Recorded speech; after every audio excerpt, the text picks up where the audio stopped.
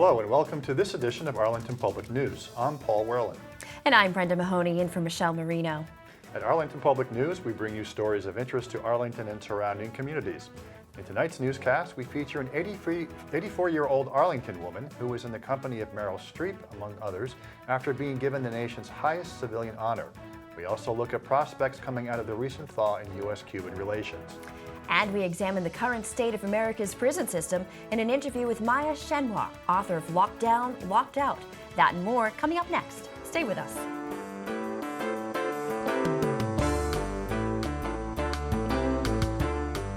We New Englanders consider ourselves hardy types, but the sheer volume of snow we've recently experienced has some of us counting the days until spring. APN took a ride around town to see how Arlington is faring in this frigid winter season. This week, the Boston area was hit with 40.2 inches of snow, a record amount of snowfall in a week's time. With snow continuing to fall today, a long winter seems inevitable. We're here at Robbins Farm Park, where one can usually see the beautiful Boston skyline, but today with weather conditions, visibility is very hard. This storm has also been affecting small businesses everywhere around the town. With the amount of snow that has been falling, the snow removal is getting more difficult, and we are running out of places to put the snow. As you can see behind me, a large snowbank. This is actually 6 to 7 or 8 parking spots that would be occupied by cars, but it is now occupied by snow. What are you doing here today? I am getting a salt sand mix from the town supply. How has it been dealing with the winter weather this year so far? It's been quite a challenge. I mean, it's kind of all at once. But in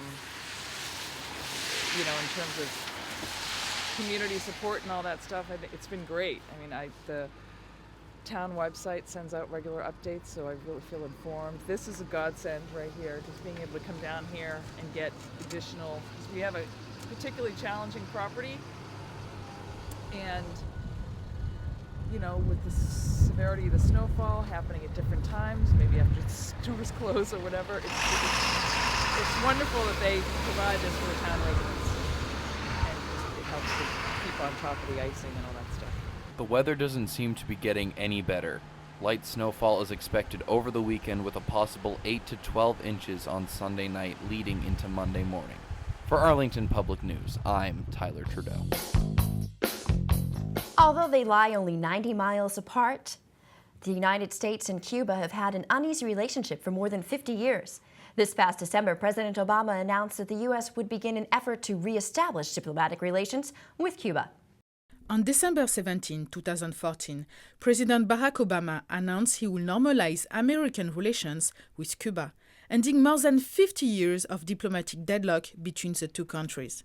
Some other European countries followed a similar path. In 2003, European countries suspended their cooperation with Cuba, and in 2010 it was like a new start. France and other countries started to talk again with Cuba and make cooperations. So we have a lot of work on that, and it was great. At the same time, in 2010, Cuba, the President Raúl Castro started to make these economic reforms. In April 2011, he launched his lineamientos, with the guideline of the economic reforms, so how to transform the economy and to open a little bit more to the private sectors. So we work on that, we work with Cuba on this process. So what's your take on President Obama's decision to normalize relationship with Cuba? It's great and historical for the relations between the US and Cuba, of course. And it's also a great moment for the relations between US and Latin America. So you currently live in Panama. How is the decision of President Obama perceived in this country? Panamanians and Panama government is very happy for this historical step made by President Obama and President Raúl. And also, if you look at a map, you will see that Cuba is in the center of this triangle between Panama, USA, and Latin America. Panama is expanding its canal, to allow the big boats, post-Panamax, to pass through the canal with goods coming, but mainly from Asia. These goods are for US market and for Latin American market. These normalizations was a huge demand, was a very important demand made by the Latin American country in Cartagena, the Summit of America 2013, all the leaders of Latin America, they just look President Obama and say, look, we are not going to participate in the next summit if Cuba is not with us in the summit. You know that Cuba cannot participate, was not allowed to participate before. So this was a huge challenge for the US administrations. So last September, what happened is that the Foreign Affairs from Panama went in Havana to personally invite Raul Castro to participate to the summit, which is going to be held in Panama in April 2015. So these invitations put the US on the spot diplomatically, because US either have to normalize their relations with Cuba, so allow Cuba also to go to the summit, either not normalize the relations with Cuba and then just go to the collapse of this summit. That's going to be very big damage for the US diplomacy and relations toward Latin America. And so I'm very glad that they choose the first options. They normalize the relations with Cuba. According to a Washington Post ABC News poll, Americans mostly support the decision to normalize US relations with Cuba. For Arlington Public News, this is Yawa Degboe. Do our prisons represent who we are? What do they say about us? Our next story explores what the choices we make with our prisons say about our values and our fears. We hope our prisons can do two things for us: keep our communities safe by separating violent criminals from us, and change the course of criminals' lives for the better. But what if prisons are doing neither? Joining me today to explore these questions is Maya Chenoir, editor-in-chief of Truth Out, an independent social justice news website. She is also the author of Locked Down, Locked Out: Why Prison Doesn't Work and How We Can Do Better. Welcome, Maya. What the research suggests about the pre-prison lives of the incarcerated, and I think particularly useful for people who would tend to follow the argument that those who have broken laws, in some sense, need to be punished, and how, if we do pay attention to what the pre-prison lives of the incarcerated are, how that shouldn't be equated to being sort of soft on crime. Yeah, I mean, I think I would start by thinking about a slightly unrelated or seemingly unrelated idea, which is the recidivism rate. The fact that people who go to prison within 3 years, once they're released, are very likely to go back. So we need to start thinking about why people are committing the crimes they're committing in the first place. Some of them are things that they're doing in order to put food on the table for themselves and their families. What is restorative justice, and how does it alter sort of the traditional victim and perpetrator relationship? What's done is the victims and the offenders and community members who are directly impacted or closely related to the people involved are brought together, and they talk to each other and they tell their stories. And in particular, the victim is able to speak to their experience and say, this is how what you did impacted me. And the person who did the harm has to sit there and listen to that, which is sometimes immensely painful. I would imagine. The person who did harm talks about what they did and their background and how they came to be at that place.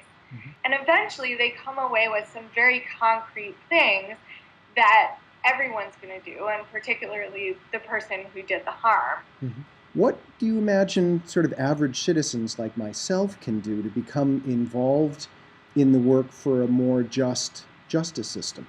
I think that the best thing that people can do really is look at what's going on a community level, you know, in their kind of immediate vicinity, and actually dealing with the problems at hand instead of, again, this blanket state solution to all types of crime.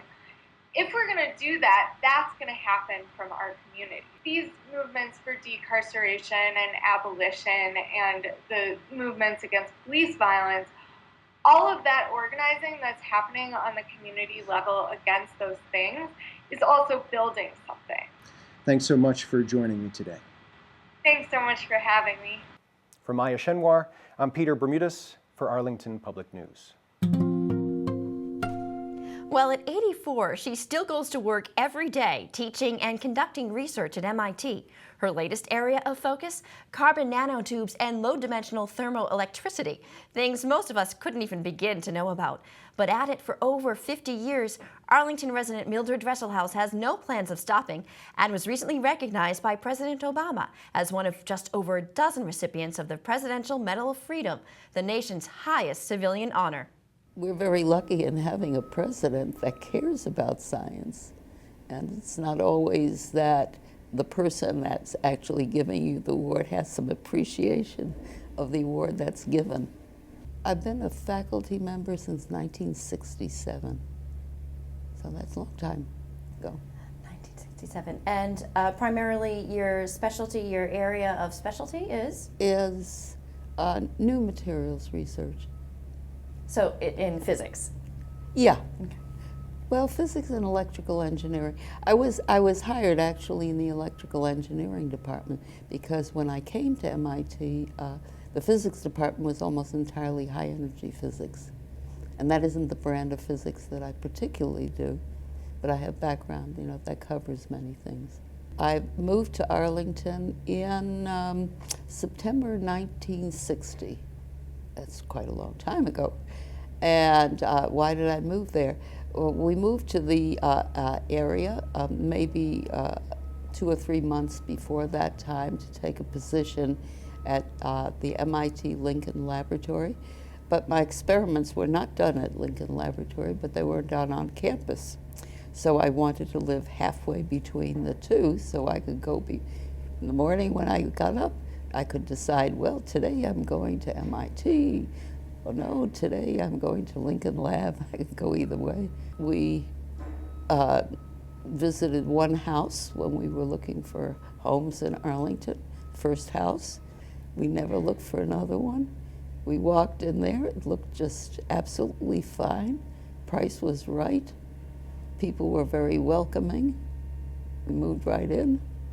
That was it. My parents had no knowledge what I was doing, but they didn't object to. They were pretty happy, when I was going through high school. And then after I deviated from becoming a school teacher, they were happy as long as I was going to become a school teacher because they could understand that becoming a scientist was a little bit difficult for them. So the field I am is very technical, and it doesn't matter what your sex is. So that's one factor. The second factor is that MIT doesn't seem to care what your sex is either. So you come here, you do your job best you can. Has anyone ever told you that you served as a real role model to them or an inspiration? Oh, I get that all the time. But it's not limited to women. I get that also from men.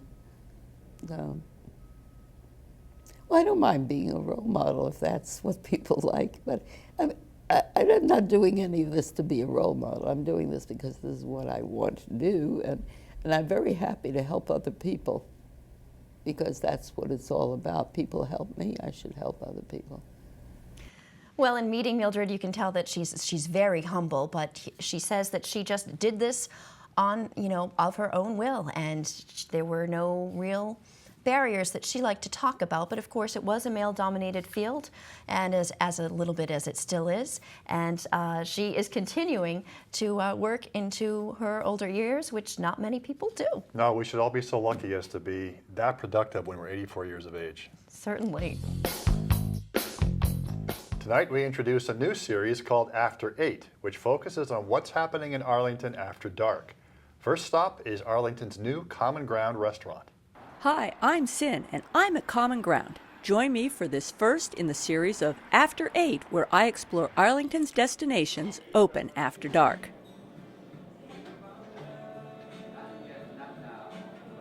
We have many walks of life that come in. We occasionally have people come all the way in from Boston to meet with friends. We have a lot of local families around, so at some points it's very family oriented. On a Saturday a few weeks ago, if you came in, there was actually a waiting line for high chairs, which was kind of fun. We had kids everywhere. But then at the same time, you know, we're open till midnight, and we have a very large bar, and we have craft beers. So, you know, you have those times that, you know, you have people that just want to come in and, you know, kind of hang out with the bar staff and, you know, get a good meal, good drink.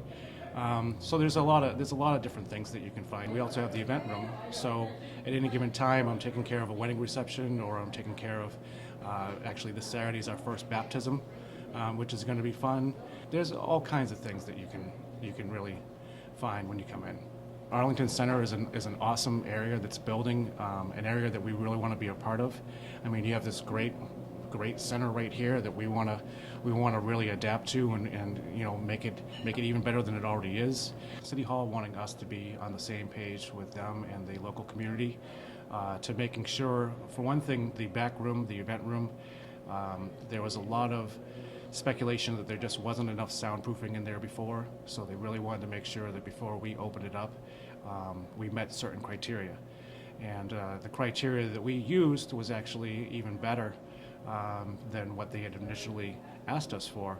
But I just want to be in a scenario where we had to really have our checks and balances to make sure that everything was copacetic with everybody around us.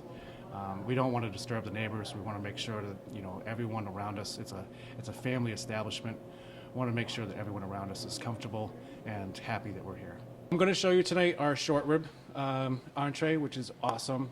We're also going to take a look at the Irish Reuben sandwich that we have with fresh corned beef, homemade sauerkraut, and a mustard mayo. We also, it's one of our most popular items so far, is we actually do our own French fries. Both the steak fries and the regular fries are totally awesome, cut in-house daily. I like the food here. The food is amazing. And the bar staff. I know the bar staff. I've gotten to know them very well. They're very friendly, very open, and they're awesome. They can't do enough for you. I think it's great that we have a place that's open until midnight in Arlington Center. I work in Arlington Center at the Regent Theater, and it's great that there's a place that once the show's over, they can actually go to eat before. They'd have to go to Cambridge or Lexington or another town. And to my opinion, it brings a lot more commerce to Arlington. And a lot more younger people. I'm seeing tons of younger people out there, people that I went to high school with coming here. And a lot of times they'd go to Harvard Square or something, so it's really good to see a lot more of, I wouldn't say millennials, I don't consider ourselves millennials, but my generation really getting into Arlington, having a place to hang out and get something to eat, and really enjoying their town. Join me next time to discover another of Arlington's destinations open after dark. I'm Sin with Arlington Public News. Coyotes are among us, and according to animal experts, not to be treated as an enemy, that they have a purpose in our environment. To help us understand how best to coexist with them, APN brings you this report. For Arlington Public News, I'm Damon Turbot, and today we're going to talk a little bit about wildlife education, and who better to talk about wildlife education with than these two people I'm joined by today, Amanda Kennedy of the Arlington Animal Control, and then John Magaranis, who is in Belmont Animal Control, and also you are the head of the Massachusetts branch of Project Coyote. I'm the Mass rep. You're the Mass representative of Project Coyote, and I was wondering if you could start by telling us a little bit about Project Coyote. Project Coyote is an organization that strives to educate the public through compassion and coexistence with coyotes. All right, and Amanda, you've been working with him for a little bit. I was wondering why Project Coyote, and why is this relevant in the town of Arlington? People are operating often from a place of fear and lack of knowledge when they don't realize that there's all these huge benefits that these animals provide to us. What are some of the misconceptions that people have about these coyotes, and what benefits do they have? Well, people are concerned when they see them. First of all, just if they even see them out in the day, they're concerned, and they're not strictly nocturnal animals, and so that's something that's important for people to realize. And then when they do see them, they tend to be afraid that they're going to get attacked by them, or that their children are going to get attacked by them. And by nature, coyotes are really afraid of us, and we want to help maintain that. Some of the benefits are that they really help control the rodent population, which I know is something that residents in Arlington would like to definitely keep on the lower side. We want to get educated on them. There's so much misinformation out there regarding coyotes. Once they get educated, the fear level drops, They understand them, they're not afraid of them, and they're able to allow them to coexist in our communities. You know, personal safety and pet safety is always a big issue, and it's so simple. Dogs, as long as they're leashed, there's no issue. If your dog is close to you as a person, the chances of a coyote approaching you is slim to none. Coyotes will kill cats on occasion, but I think what people have to understand is they will prey on them if they're allowed to roam. You let them out in the wilderness, it's part of the wild. Unfortunately, things eat things in the wild, so I would urge cat owners to bring them in. You mentioned some information about hazing. I was wondering if you could explain a little bit more about that and how exactly that relates to keeping coyotes away from you. Okay, hazing is really important if it's done correctly, but the idea is that we want to have them around. But when people are afraid of coyotes and they see a coyote, they often go around it or back up or run away. And when coyotes see that over time, they get the sense that we're afraid of them. So then they act bold and they get more comfortable around people. And that's when they get in trouble, because then they show up in school grounds and backyards and places where people wouldn't think they would be. They're not there to attack people, but people interpret it that way. So what hazing does is it just kind of reminds them to be afraid of us. So thank you very much, Amanda. I appreciate your time. Thank you very much, John. Thank you. Appreciate For it. Arlington Public News, I'm Damon Turbot, and for more information on Project Coyote, you can check out projectcoyote.org. Thank you. Have a good night.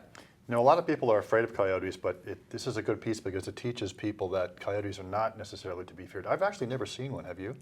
No, I haven't. And it's important to note, though, too, not to be feared, but also to not kind of have that human-animal interaction to try to discourage that as well. So just cautious. And I know I have not seen one, and I hope really probably not to.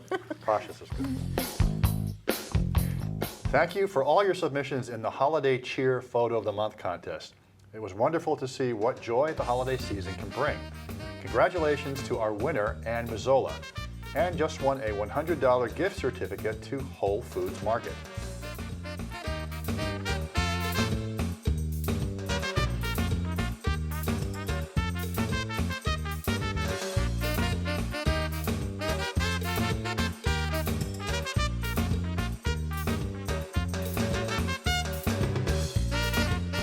And Arlington Public News visited Whole Foods recently to see how they celebrated holiday cheer in Arlington. Hey, we're here at Whole Foods with Matt Robinson, who is the marketing team leader here at Whole Foods in Arlington. Thank you so much for inviting us here. My pleasure, thank you. What is your favorite part about being located in Arlington? I really like Arlington because of the community and the community involvement that you can get into. Much like Whole Foods, the entire community is very giving, and they like to support their community and give back to those in need any way they can. Can you tell us a little bit about what's happening here today? I think there's a very special guest in the building. We do have a very special guest here today. It is Pictures with Santa. We have also invited Matt Heaton, who's a very popular kids musician here in Arlington and Medford and the surrounding towns. So we have a lot of great pictures, young families, young kids just enjoying the day and getting ready for the big day next week. So I know you guys do this thing that's called #ShareTheCheer. Can you tell me a little bit more about that? So we are asking the community to go onto any one of our social media pages, which is at WFM_ArlingtonMA, or our Facebook page, and suggest local businesses that they feel deserve a little holiday cheer this season. We have already made a couple of drops. We made a post at the beginning of the month asking people to make suggestions, and we got an overwhelming amount of submissions. So we've made stops at the police department, the fire department. We have gone to the post office. We went to our neighbors across the street at CVS, and we're going straight up through Christmas. So we're just asking people to go on, get involved, tell us who they think needs a little cheer this holiday season, and we will kind of deliver some baked goods and holiday favorites and lift their spirits. Cool, so anyone can really suggest a business they think is worthy. Yeah, any business you want. It can be nonprofit, it can be profit. A lot of these businesses here in Arlington have been in the community for so long and have already made so many great relationships with the community. So it's really great. People have gotten involved, but we're asking for more. We're going to keep going up until next week. Awesome. Thank you so much. Thank you. Valentine's Day is just around the corner. And to help us celebrate, news producer Yaba Degbo invites Arlington to show some love.